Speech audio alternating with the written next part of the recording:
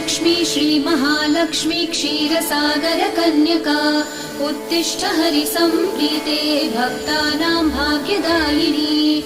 श्रीलक्ष्मी श्रीमहालक्ष्मी क्षीरसागरकन्यका उत्तिष्ठ हरिसम्प्रीते भक्तानां भाग्यदायिनी।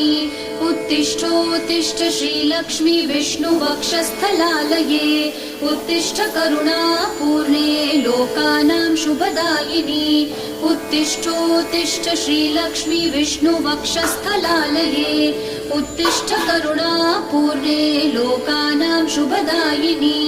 श्रीपद्ममध्यवसिते वरपद्मनेत्रे श्रीपद्महस्तचिरपूजितपद्मपादे श्रीपद्मजातजननी शुभपद्मवक्त्रे श्रीलक्ष्मी भक्तवरदे तव सुप्रभातम्।